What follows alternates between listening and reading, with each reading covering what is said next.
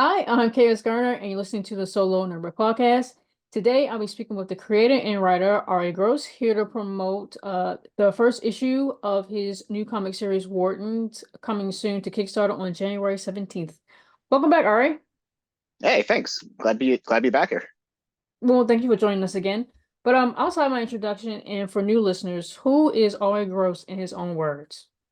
Who is Ari Gross? Ari Gross is who am I? I guess a Canadian. I live in Toronto, from Montreal originally. Um, Done a bunch of stuff in my life. I'm largely overeducated. Spent way too long in university, and now, like most people, spent way too long in university. I do something that has, something kind of sort of related to what I study, but not really, which is typical. A lot of people, spend their years doing PhDs and stuff, get a job that actually pays instead of flying around the world trying to I don't know, beg for money from various grants. It's definitely it's an easier life, let me tell you. But I'm a comic writer. I mean, first and foremost, at this point, for the past 4 years, I've been writing comics. Last year, I did my first Kickstarter campaign for this book, Awakening, which some of you who listen into this show might recognize. And I'm back with my first issue of the series that got me starting writing comics. The reason that I wanted to do this in the first place, and my goal really for the past 4 years, is to make this a reality and make this series Wardens, which is something that's very personal and I'm super passionate about. To make this something that other people have in their hands and just get it out of my head and onto a page so that I can enjoy it and people can enjoy it and bring a smile to the world. Great. So, I have a question for that. So we'll circle back to that later for the reason why you did something else before you did Wardens. But what is Wardens actually about? So Wardens takes place in the 1920s in an area of Toronto that was called St. John's Ward, or people just called it the Ward. It was an area that's currently downtown. It's right now it's the financial center, city hall, the main action. But 100 years ago, it was an immigrant neighborhood. It was extensive. It was very poor. Most people who lived in there worked fairly locally. A lot of people worked in the factories around there. At Eaton's, which is one of the main factories at the time and the main department stores in Canada. It was an immigrant working class neighborhood. And so Wardens is about it's about the people of this neighborhood, in particular people from various communities, the Jewish community, Chinese community, Black community, and how they sort of have to come together to deal with various sort of supernatural shenanigans that get thrown at them. And it's kind of about sort of two things. It's about dealing with the street level, the sort of cultural, the social, the political issues at the time. There's a lot of labor stuff, political stuff, identity stuff, people, being in relationships with people who, people might not think that they should be in relationships with. And then it's got the sort of the fun, supernatural, kind of comic booky, over the top, sort of villain. It's got lots of fights. I wanted to make an action comic that's sort of fun, that deals with, historical fiction, but not in a sad way. You can set a story in a poor immigrant working class neighborhood and tell a bunch of really depressing stories. But that's not what I want to do. I want to set it to try to give a bit of vibrancy and life to this place, which at the time, the rest of Toronto was this is a place that needs to get cleaned up. We need to shut it down. It was considered the slum of Toronto. And I want to sort of, put a different sort of spin on it, be yeah, it was a poor place. A lot of people who didn't have money who came to Canada lived there. A lot of people actually in the ward before it became an immigrant neighborhood were Black and came from the States. A lot of people freeing or escaping slavery. There's a few prominent Black families in Toronto that bought some houses in the area and helped people move in, help settle people here. So it has an interesting history. It's this sort of cool little neighborhood that's kind of been lost to time, because over the years in the 50s and the 60s, there was a bunch of city expropriations, the main one in the 50s, that basically just took a whole chunk of the neighborhood, kicked people out and said, we're going to put new city hall, put a new thing here, which now it's one of the major places in Toronto to go. It's the new city hall at Nathan Phillips Square. There's a big sign that says Toronto. It's a major tourist spot. But that's like where this takes place. Like 100 years ago, where like that wasn't a fancy place to be. That was like the poorer part of town. That was Chinatown. It was the first Chinatown that was expropriated for the land. At that point, a lot of people had moved out. But anyway, enough with the history lesson. Wardens is about it's about fun. It's about action. It's a very Jewish comic. I'm Jewish, and it's got a lot of like Yiddishkeit, like a lot of sort of Jewishness in it. It has a lot of actual Yiddish, which is sort of the historic language of Eastern European Jewish people, which I know a little bit of. My grandparents all spoke it fluently. My parents speak it, because their parents spoke it, but it's largely lost. So it has a lot of people speaking in Yiddish, but translated, and then a lot of just Yiddish words that people will pick up from context. So my goal is to teach people how to swear in Yiddish, which is pretty fun because Yiddish swear words are just really fun to say. Yeah, call people. There's one of the, I don't know if it's a catchphrase yet, but at one point Rachel says, putzes get punches. Someone's being a putz, which actually just means dick. A schmuck also means penis. Basically, half of the words just mean penis. So yeah, I want something that's like uplifting, a little fun, and something that's different. Like I wanted to write a comic that literally no one else is writing anything like it. There's some stuff that takes place kind of around the same period that acted as a bit of an inspiration. In particular, Bitter Root was a big inspiration for me. It takes place, of course, in Harlem, so totally different setting and stuff, but around the same time, people dealing with supernatural issues, but also dealing with social issues. But it's got a different feel. It obviously has a different look than something like Bitter Root. The art is much more cartoony. So yeah, guess that's what it's about. So I know the genre is mostly like supernatural and like crime type combined together, which is obviously fiction, but the historical aspect being set during a real time in Toronto's history, which you just went over, with characters who were typically not seen as heroes in most comics, even like in most of the media, right? So, Yeah. During your creative process for Wardens, which way did you lean? Did you care more for like the historical accuracy, or did you care more for the fictional elements of the supernatural and crime elements? Or do you feel like you were able to marry them together in a way that still tells the story that you wanted to tell? So I'm by training a bunch of things, like academically. Like I did physics, philosophy, history, but I did like my last degree was like history. And so like whenever I look at a thing, I'm like, oh, I need to go deeper because I know there's a bigger history. I know it's more interesting. Someone just says a thing, that doesn't mean that thing's true. Like check your sources, look it up, like figure it out. So it's really easy to like spend your time as a writer being like, oh, I got to go like as deep as I can, learn as much as I can. But I found myself having to be like, for this project, I was like, go as deep as you think you need to go, and then like cut yourself off and like stick to the characters and stick to the story, because I don't want it just to be here's a bunch of cool stuff I learned, dump it into a thing, because that's not a story. You have to be able to like weave in the interesting things that you learned organically.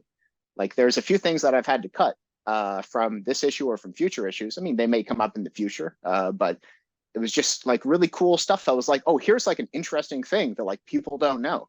But it was like, it just sounds like I'm doing like, brain dump exposition sort of thing. Like it's not, if it doesn't fit the story, you got to like, you can put it in your back pocket and take it out another day. Fortunately, there's a couple of books that were published pretty recently. This one called The Ward, The Life and Loss of Toronto's First Immigrant Neighborhood, which is a collection of essays that came out a couple years before I started thinking about this. And so I use this as a good source. There's a few other books as a source. I used a lot of like I did a lot of research, but again, I wanted to make this a character-based story where like the characters are what gets you into it. The setting is cool if you're into like, oh, I want to see what's like things were like in the 1920s, like that's cool. But not everyone like is inherently interested in this particular period or these particular cultures that the story or revolves around. So it's got to have enough of the sort of cultural specificity to be authentic and to be interesting and to be new.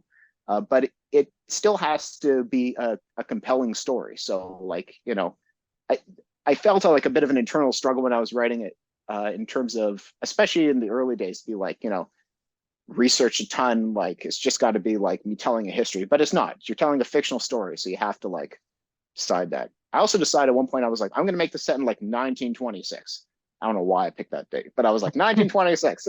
I think I picked it because it was just before Prohibition ended in Ontario. So I wanted this to be a Prohibition thing where like there's a speakeasy and, you know, there's like someone's like a rum runner and stuff like that. So like, you know, once you sort of pick the things you want in the story, you sort of have to, like, if you want to be like legit, like you have to do it at a certain time.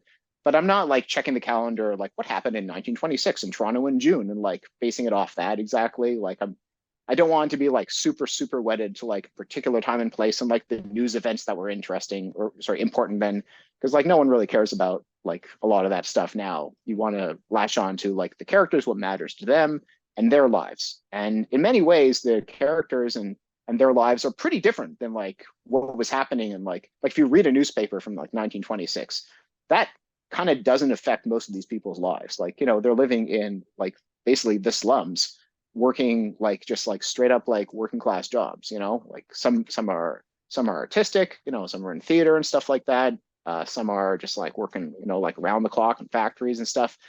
But that wasn't what people sort of think about. I feel when you think about the 20s, people have a lot of like a Gatsby sort of like, you know, like the richness, the lushness. But I sort of want to look at the underside of it, you know, the side that doesn't, you know, the non-glamorous side, really, the real sort of down to earth kind of like, you know, just people living their lives, just trying to get by, and you know, crazy stuff happens to them, and now they have to deal with it.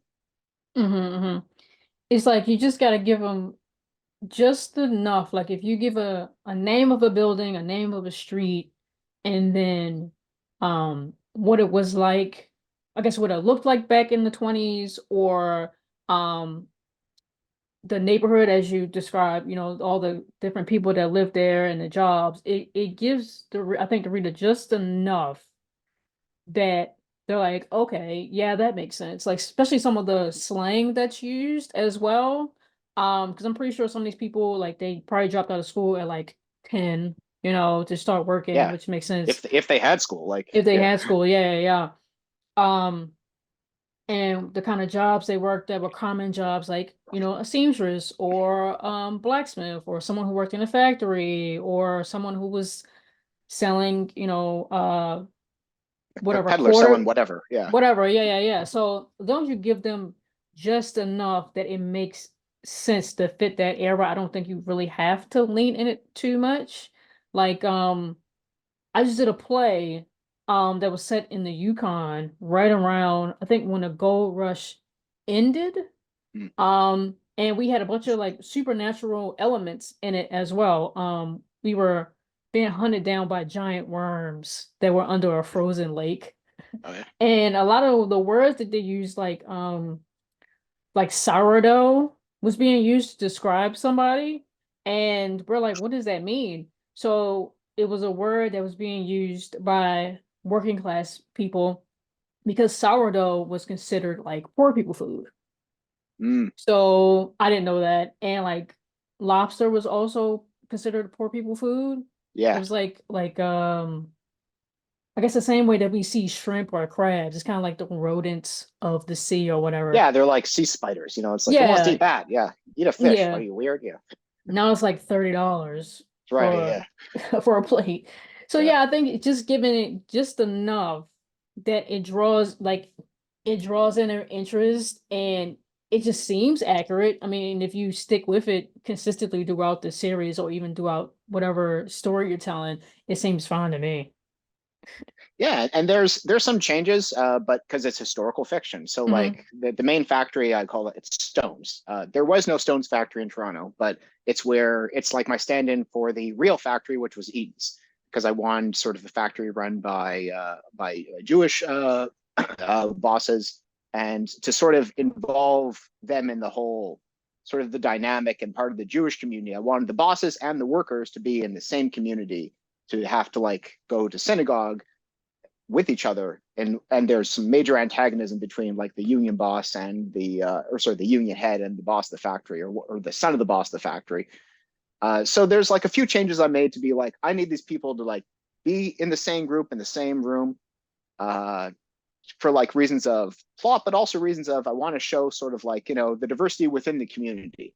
Because I feel it's pretty easy to say like, oh, this is a Jewish community and this is what people were like. But that's like, I mean, there's so many different people in any community, like you can't just boil it down to one person. And so I spent a lot of time trying to figure out how to sort of avoid kind of like basically cheap tokenism. I don't want one Chinese person, one Black person, one whatever, one Italian, like I want to dig down into the people around them and sort of show if I have the main Chinese person in the book is Sunny Wu. He's dating Goldie.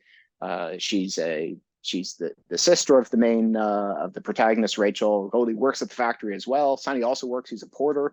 There's a big labor sort of brouhaha because recently the boss fired all the other porters and hired Chinese porters because they're cheaper labor. So you have this sort of interesting tension of like, he's seen kind of as a scab, even though he's just a guy working his job, because that's how labor practices are. People hire cheaper people, and like there's like essentially.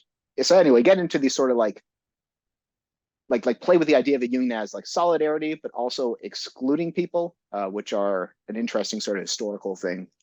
Anyway, I'm getting totally distracted when I'm talking about. So the first issue, we have Sunny, who's like basically the only Chinese person you really get to know in that issue. Issue 2, we go back to Sunny's place and we see his buddies, their community. I don't have time to really go into all of issue 1, but I want to take the time as we get into issues 2, issue 3, to like to really explore people in their own different contexts and sort of show the diversity within the communities, and it's not just like not have people just be like representative of a whole group, but just be like one person in that group, and the other people who they interact with are different because that's how people are. Yeah. So back to what you were saying before about how you did the Awakening first and then you came back to Wardens. So what do you normally do with your work in progresses, or that I guess you plan on coming back to, or even maybe some that you've unfortunately abandoned? And what advice could you offer to other creators in regards to their work in progresses or abandoned projects? Yeah, so the story with this is in 2020, May 2020, I started writing Wardens, and I spent a whole year just writing it. Like I didn't know anything about writing comics. I read comics, of course, but I didn't know anything about writing comics. And I was like, I'm just writing a story, 14 panels per page, whatever. Like just like kind of garbagey by later, but just a first draft of the whole thing. So I have like the plot from the beginning, the middle, and end. I know exactly where it's gone. I know how everyone's coming together. I've got all the characters. I've got a good sense of who they are, And I was asking people, I was like, oh, so I wrote, basically like I wrote a script, or, the equivalent of like, I wrote a screenplay, get my movie made, that kind of thing. Like I wrote a comic script. How can I get it made? And everyone's like, what's your comic script? It's like a 260-page thing. And they're like, that's nuts. Like write a short comic. It's like, really? Yeah. They're like, yes, like write a 1-pager, write a 4-pager, write a whatever. So I took some time. I started writing shorter comics. If you go on my website, www.arigross.ca, you can read pretty much all my short comics. I got a few published in some anthologies, one in Tales from the Cloakroom, which I got here, Fairy Tales from Mars, Might Magic, and Monster-in-Laws. So I wanted to do different styles, different genres. I mean, this is sort of a space, 2 kids, creepy cave horror thing. This is sort of a fantasy comedy, sort of D&D-ish thing. This is a sci-fi thing. And I figured the best way, I mean, I listened to everyone's advice, which is just like, start small, see how it's done, understand what it is to work with an artist. Like, just as a person who hasn't done comics before, like, I just assume that like you tell an artist to do things and the artist does the things. It's like, it's a little more nuanced to that. It's like they're not just these monkeys. It's like, yes, I'll do exactly what you say, exactly the way you draw it. Like, no, they're like people with like ideas and like they'll make your stuff better if you let them like breathe, and so just learn those interactions. And for Kickstarter, I knew I wanted to do Wardens for Kickstarter, but I also knew it was going to take a while. It's a 44-page comic, so I knew it wasn't going to be like it would take someone a while to draw. And unfortunately, I found the guy I found to draw it, Rob Jennex. He does everything. Like Wardens is like a two-hander, except a three-hander if you include like my editor, who has seen everything and is amazing. Aubrey Lynn Jeppson, she's great. But it otherwise is just me and Rob. Like he does the art, I did the story and the lettering. Like it's all the two of us. So and I'm not the only thing he's working on. So I knew it was going to take some time. I knew he was going to have to get into it. And I was like, you know what? That's going to be a whole thing. And also, I don't know how to run a Kickstarter campaign. I haven't done it before. So I was like, I want to do it for a one-off. I want to do a one-shot, just to see how it is. And for Awakening, it's a story I had in mind for a while. It's something that I wanted to write. And it was like one of those, like, it's kind of like my like Star Trek sort of Twilight Zone kind of episode, like sort of thing. And I mean, you could extend it on to something else, but like I had an idea for it and I was like, I got a 20-page story in mind. Like, perfect. Let's do that. Get that out there, see how it is, try to build up a little bit of a following on Kickstarter, just, see how to promote things on social media. I'm not like a big social media person, like I'm not on there a lot. So like just even understanding how to do that's a thing, And yeah, so I mean, my advice for everybody is if you got like a big dream, like that's great. Follow your dream. Like don't let anyone stop you, but like don't do that first. Like, you gotta walk before you can run. And like and you have to like know how to write a comic before you write your best, the thing you really want to write. Like if I wrote Wardens first and published it first, it wouldn't be as good. It's better now because I have more experience. And by the time I get to like issue number 6, like it should be better than issue number 1 because I'll have had more experience. Like as much as I love people to read and be like, this is the best thing ever. Like this is the best thing. Like this can't be the best thing I'll ever write because I want to get even better. I want you got somewhere to go, right? Yeah, yeah, Even if you love it. yeah. So with your experience with Kickstarter, why did you start, I guess, why did you want to do a campaign after like right after the new year? So I wanted to do a camp that first of all, I realized that it's kind of a nuts thing. A lot of people are like, don't do it Yeah. this early, don't do it this early. Uh, Basically, I wanted to get it in because I applied for the Toronto Comic Arts Fest. So Toronto has like a few major comic things. They got Comic Con and Fan Expo, Comic Cons, and I think, don't quote me on this, maybe March this year. Fan Expo's in the fall. They're basically the same thing. They're like the big one.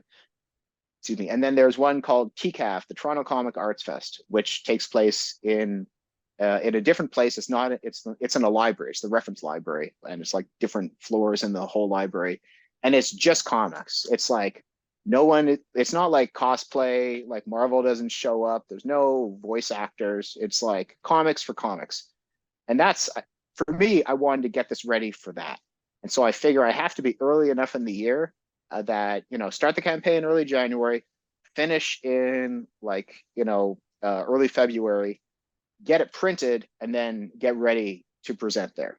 So I don't know if I'm actually in TCAF. I'm on the waiting list for it. So we'll see if I end up in this thing. But I was like, if I do get accepted, I got to be ready for it. So that's why I pushed this sort of this far. I was playing around with the dates a lot for the campaign. I was like, should do it later, should do it earlier. And I asked some people, and some people were like, for what it's worth, I did my campaign in mid-January and it was fine. They're like, just don't start a campaign like late December or like January 1st. So, I just had to pick a date, so I picked it. Yeah. I mean, I've seen people do campaigns like right after the new year or like at the end of December and it was fine. But I had heard that it was really risky to do that, I guess because of the holiday fatigue and like a lot of things aren't really happening right after it's either like from like December 23rd all the way until the not even like the first, all the way until like I think around this time, around like the 9th or 10th, things aren't really moving because people are starting to get back into the swing of things. Like, That's right. Yeah. HR's out that whole time, Mhm. and like people don't get paid again until whenever. So yeah, I just heard it was a risky thing, and I want to know why you wanted to do a I like to campaign. live dangerously, I guess. Yeah. I don't know. Well, all right, is there anything else you want to share about Wardens? Maybe the rewards for potential backers? Yeah. So of course the main thing, the comic itself, the comic is 44 pages of comic. There's 4 pages of back matter. Uh, I wrote a song for it because I'm kind of Oh. nuts, I guess. I wrote a 1920 style jazz song. And I've got like the lead sheet for that in there with like the chords and the melody. So if anyone, I'm like a big jazz guy. Like I played piano, I played saxophone for like, I don't know, 15 years or something. And so like I'd like a lot of my stuff has music or has lyrics for music or has something like that. So if I have lyrics for music in there, and I do, I'm like, well, I gotta write down like the rest of it. Like I'm not just writing lyrics in the comic. Like I gotta write a song for it. Like I gotta have the tune in there, you know. And that'll probably happen in future issues where I like keep on putting like more songs or something in there. So that's sort of fun. Uh, so that's all just like the regular thing. If you get Mhm. the physical, the digital, you get all that. The next tier, I'm doing a couple of postcards, which are including art from the book. So sort of welcome from Toronto, like sort of postcards from like, seeming like from back in the day, pictures of like Yonge and Queen Street. It's a major intersection in Toronto. It's like the one of the first panels of the comic. Actually, I think it's the first panel in the comic. It's turned into a postcard, and another one as well. I'm doing trading cards. So for Awakening, I did a series of these trading cards with the different characters that were in the book and a whole thing in the back. And I'm doing the same thing for Wardens as well. I'll be doing 5 trading cards as well. There's a lot of characters in the book. Like there's probably too many characters in the book. My editor is constantly just like, you gotta cut down on the characters. I was like, but they're fun. She's like, yeah, but there's so many. So I'm doing 5 trading cards, trying to keep it tight. And the other big thing is if you get, I guess, the next level up or whatever. I don't know if I have names. I'm sure there's names on Kickstarter, but I can't remember. They're not catchy. There's this 8x10 art print done in the style of that Mario 3 poster where like Mario's flying away and there's a bunch of people coming from like Bowser's castle. Hmm. It's like I don't know if it was like in the booklet or something, but my artist is like a big video game fan, as well as I am. I probably both grew up in like the 80s, 90s playing all of these games like obsessively, and so that was one of his pitches for the cover of Wardens, and I was like, that's actually amazing, but like maybe put that in your back pocket instead of the cover. Let's make that like a print that we have for like another tier. So it's great. It's like I'm really happy with how the print turned out. It's on the website where people see it. It's like I can share with you after if you want. It's so there's that. What are the other tiers? I really should know these off the top of my head at this point. There is the custom art tier, where my artist will draw you and a friend or a couple of characters from the book in sort of his cool style, at like in a 1920s style. And so right now he's making some some of the art that we're going to put on the website for that. He just showed me them yesterday because we love to cut it super close last minute in terms of everything. So, and it was great. And I was like, this is perfect. Like, please do more of these. Like, people are going to be happy. So, like, custom art. And then Hmm. I think the biggest reward we got is to be in Wardens #2. So, get yourself drawn to Wardens #2, which also includes the art thing for Wardens for the 1920 style like drawing. So I figure if people are into that, they'll be like, oh, here's a picture of me in this sort of doing this thing, and I can then seamlessly transition to a person in the comic. Not a speaking role. There's lots of crowd scenes. I've got a very specific idea of where I think people are going to go for the second issue if anyone takes the thing. But Uh, yeah, I mean, I had so many ideas for like other stuff to do, but I was like, I gotta keep it. I wanted to sort of keep it relatively tight for this, like sort of keep it more or less about the comic or comic related stuff. Uh, yeah, I mean, I hope people are into the rewards. We'll once people check it out, we'll find out.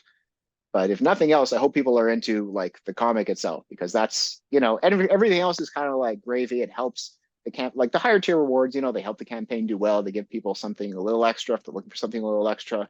But if nothing else, I just hope people are like, I want to read this story because it's an interesting story and it's unlike any other story I've seen.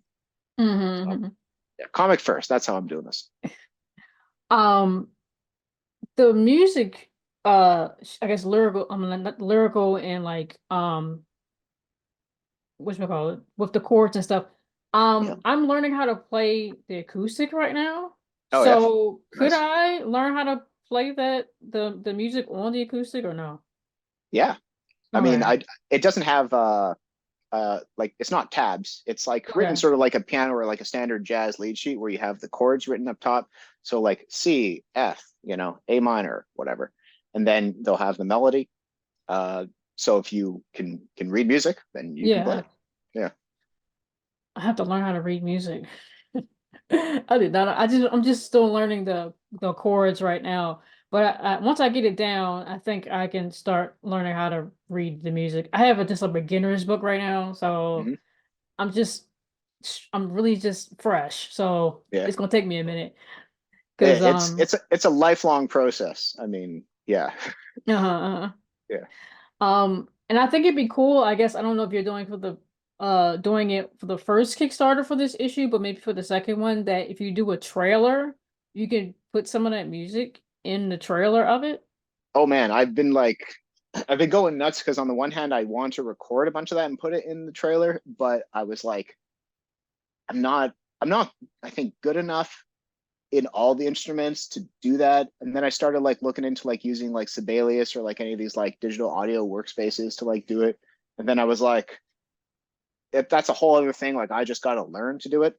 Hmm. Uh, so I was like, I was gung ho about doing that like a month ago, and then and then like the reality of like, oh, I got to do all these other things to promote this comic, and like email these people and like make this stuff and finish the lettering, and I was like, yeah, that just kind of fell down by the wayside.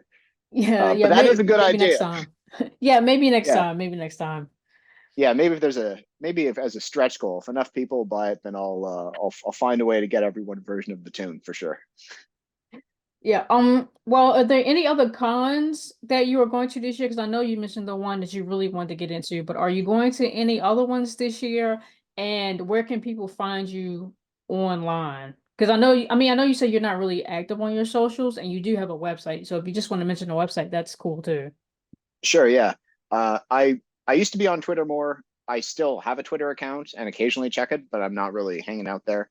I'm more active on Instagram, which is I'm like I'm telling myself I gotta do it. I'm posting stuff. I'm posting lots of like comics trivia, just these like random comics trivia questions, just like as what was as posts, just like two images, question answer kind of thing. Mm-hmm. Which is just something I don't know why. I always have like I have this like spreadsheet list of like random comics trivia that I want to do like a trivia night thing for, and I did it with a few people, but like that groups doesn't meet as regularly, so I was like, screw it, I'm just gonna put these online. So that's my like random regular content in addition to just like here's something I'm working on, here's the thing I'm doing, or here's like something I read or whatever. But anyway, I am on Instagram at College Street Comics. Uh, you should probably throw up the actual text for that because I forget. I think it's college_street, like forward underscore comics. But you can go to my website, arigross.ca, arigross.ca, because arigross.com is always taken. Uh, one of these days I'll get arigross.com. That's all right. I don't care as much. I got my own thing going on. And on Twitter, I think I'm Ari B. Gross. I should probably know my socials a little better than that. By the end of this campaign, I'm sure I'll know them really well. But yeah, you can contact me on Instagram. I think that's probably the best if anyone wants to get in touch with me. It's like the logo is this. So if you see me, you'll know it's like the right thing. Uh-huh. All right, well, thank you again to creator and writer Ari Gross for joining us here today to promote the first issue of his new comic series, Wardens, coming soon to Kickstarter on January 17th. All of Ari's socials and website, as he just mentioned, will be listed in this episode's details alongside the Kickstarter link for those who are interested. Again, I'm KS Garner, and you've been listening to the Solo Nerd Bird Podcast. Thank you. Thank you.